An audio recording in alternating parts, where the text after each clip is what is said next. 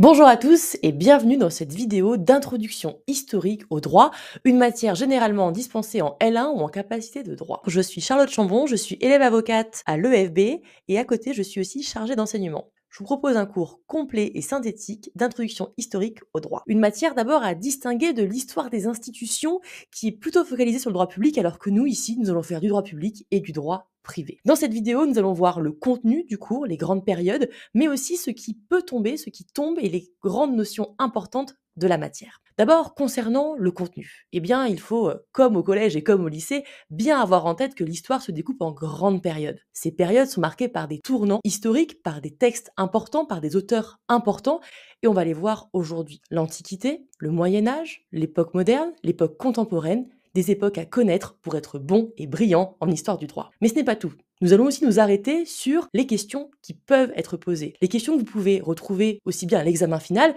que lors de contrôles de connaissances réguliers. Et on commence tout de suite. Mais d'abord, avant de commencer, quelques petits conseils. Ayez en tête que cette introduction, elle n'est pas facultative et c'est limite le cours le plus important puisque nous avons posé ensemble la base de toute la chronologie qui va suivre.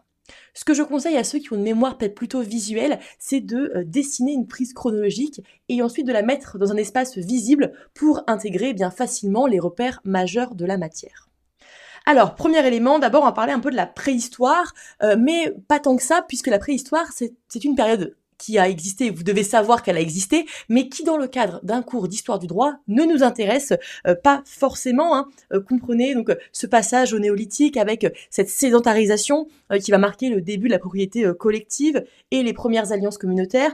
Comprenez aussi l'importance des croyances et des rites avec le culte des ancêtres, les rites de passage ou encore le contrôle social. Bref, retenez de tout ça l'émergence des structures collectives, mais vous ne serez pas interrogé à proprement parler sur la préhistoire normalement.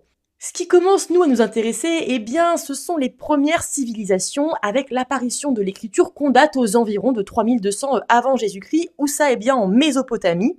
L'impact ici, c'est qu'on va venir créer les premiers systèmes normatifs organisés. Avec le code d'Hammurabi, alors Hammurabi, vous pouvez aussi voir écrit, avec un O entre le M et le U, donc Hammurabi, donc 1750 avant Jésus-Christ. C'est important puisque c'est le premier exemple de codification qui va vraiment venir structurer la société et on va publier les lois écrites. À cette époque-là, le rôle du souverain, c'est véritablement d'être un intermédiaire entre le peuple et le divin. Les rois mésopotamiens et pharaons égyptiens concentrent à la fois ce pouvoir politique, mais aussi le pouvoir religieux. Ils unissent droit et religion pour venir garantir une véritable cohésion sociale.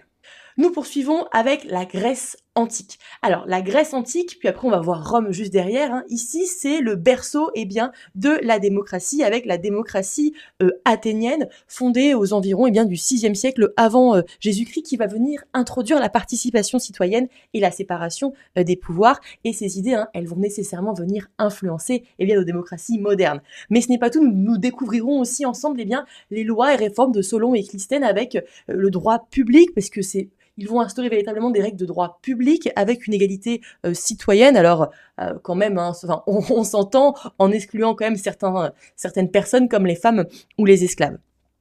C'est véritablement le berceau d'une première réflexion philosophique sur le droit avec les travaux de Platon et d'Aristote qui vont travailler sur la justice, l'égalité ou encore le rôle des lois, et ils vont ouvrir des perspectives historiques, des perspectives philosophiques qui vont rester des références pour la pensée juridique, puisque encore aujourd'hui, vous voyez, ces noms de Platon et d'Aristote continuent de résonner dans les amphithéâtres de droit. Nous poursuivons avec maintenant l'exemplarité romaine. Ce qui est connu, souvent, c'est la loi des 12 tables qu'on date aux environs de 451 avant Jésus-Christ. C'est la première codification romaine, et elle va venir poser les bases du droit civil romain. Nous poursuivons avec les préteurs et le droit prétorien. C'est un véritable moment où les magistrats romains vont venir adapter le droit aux besoins d'une société en pleine expansion. Ici, c'est un droit qui se veut évolutif. Nous verrons ensemble qu'il y a différentes périodes dans la Rome. Dans cette Rome-là, il y a la Rome archaïque, la Rome classique, puis l'Empire romain, que des périodes que nous allons voir ensemble dans ce cours. Autre élément important quand on parle de Rome, c'est bien les compilations de Justinien avec le Corpus Juris Civilis, qui est véritablement une synthèse bien, du droit romain et qui va considérablement venir influencer le droit médiéval. D'ailleurs, en parlant de droit médiéval, nous y sommes. Bienvenue au Moyen-Âge avec la diversité juridique et les pouvoirs féodaux. Ici, ce qui est important, c'est de comprendre la décentralisation qui va s'opérer avec la chute de l'Empire romain d'Occident. Ce qu'on va voir ici, c'est une fragmentation du pouvoir, l'impact bien, des seigneuries autonomes et cette diversité juridique. Autre élément important, il faudra que nous parlions du droit coutumier, ces règles locales indépendantes qui se transmettent oralement et nous verrons que la coutume varie d'une région à une autre. Mais ce n'est pas tout, nous verrons aussi le droit canonique, c'est-à-dire les règles de l'Église, celles qui vont bien régir la vie de l'Église et les chrétiens, qui va au fur et à mesure acquérir une force obligatoire et qui sera à la fois en concurrence et aussi marchera de pair avec le droit séculier, donc c'est-à-dire le droit du pouvoir. Nous poursuivons. À un moment du Moyen-Âge, on va redécouvrir les sources romaines. Bon, elles ont toujours été là, elles étaient juste mises de côté, mais on va redécouvrir ce droit romain au XIIe siècle dans notamment les universités d'Italie et va donc émerger à ce moment-là une nouvelle discipline juridique. On pense ici par exemple à l'école de Bologne ou encore le décret de Gratien. Donc ici avec la codification des lois, on va aussi parler du lien entre droit romain et canonique. C'est plutôt Gratien qui va s'en occuper. Ou encore la discipline juridique structurée, c'est l'arrivée également du jus commune, c'est véritablement ici une combinaison, une fusion entre droit romain et droit canonique qui va venir jeter les bases d'un droit européen proposant un modèle continental. Nous poursuivons, nous sommes maintenant dans les temps modernes avec l'absolutisme et la raison d'État, avec l'absolutisme royal pour commencer. Les temps modernes, ils sont véritablement marqués par la montée en puissance des États centralisés.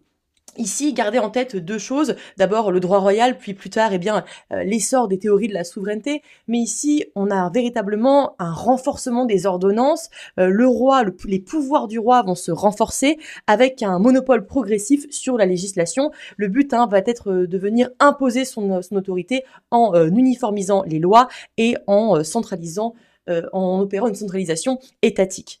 Nous poursuivons donc avec, comme je l'avais annoncé, l'essor des théories de la souveraineté qui ici vont venir s'inspirer du droit romain, mais s'adapter aux monarchies absolues du moment. Ici, l'objectif sera bien de venir limiter les pouvoirs féodaux et de consolider le pouvoir royal. Nous arrivons à cette période de la Renaissance et humanisme juridique. La Renaissance, elle va venir insuffler un renouveau intellectuel qui touche également le droit. On a un espèce de retour à l'Antiquité, une vraie fascination pour l'Antiquité, puisque les humanistes vont redécouvrir ces textes antiques qui vont influencer la codification et l'objectivité du droit, mais on va aussi critiquer la coutume parce qu'on va être dans une vraie quête du rationnel. Les juristes, ils vont chercher à venir dépasser les règles locales. On va rechercher des principes universels et c'est la préparation, c'est le balbutiement avec les réformes des Lumières. Et enfin, nous sommes déjà à l'époque contemporaine avec la Révolution et l'unification du droit. D'abord, la Révolution française et le Code civil. Alors, la Révolution française, on ne la présente plus. C'est véritablement le moment où on va chercher à abolir les privilèges, où on va prôner une véritable égalité devant la loi. On va chercher à mettre fin aux distinctions de statut, à supprimer les coutumes, bref, plus d'égalité. Après, nous aurons aussi l'arrivée du Code civil porté par Napoléon qui va chercher à venir unifier le droit français et cela sera une œuvre majeure de rationalisation juridique et aura une influence nationale, européenne et internationale considérable. Nous arriverons enfin, pour terminer, je vous libérerai sur ce 21e siècle, mais d'abord un petit peu le 20e avant, avec des changements profonds des normes juridiques, avec les droits sociaux et économiques vont émerger. Je pense notamment au droit du travail, qui est une branche du droit social, puisque le droit va vraiment chercher à s'adapter aux besoins des États modernes. Nous avons aussi l'émergence du droit international avec au hasard la Société des Nations, les Nations Unies. Le but est vraiment de venir maintenir la paix et on pense que la paix se fera si les États coopèrent entre eux. Voilà, nous avons donc terminé cette introduction, une introduction importante, mais nous avons aussi aujourd'hui ici la prétention de résumer quasiment 3000 ans d'histoire, ce qui est quand même colossal. Donc ici, d'abord, rappelez-vous, nous avons la préhistoire et les premières civilisations, l'Antiquité, la Grèce et Rome, le Moyen-Âge, les temps modernes, l'époque contemporaine. Voilà, j'espère que ce premier cours d'introduction historique au droit vous aura plu et vous aura surtout donné envie d'en savoir plus, je vous donne rendez-vous très vite pour un nouveau cours d'introduction historique au droit. Dans ce cours, pour réussir dans la matière d'introduction historique au droit, vous trouverez 21 vidéos présentant les différentes étapes et notions importantes de la matière. Vous trouverez aussi un cours afférent à ces vidéos-là, si vous voulez le relire derrière ou pouvoir même avoir un support écrit pour réviser. Mais ce n'est pas tout. Pour s'entraîner régulièrement, il y a aussi des quiz à votre disposition. Vous trouverez aussi des flashcards pour réviser dans le métro ou lors de vos temps d'attente, mais aussi des commentaires bien plus développés, bien plus détaillés pour voir si votre plume est prête à affronter la matière.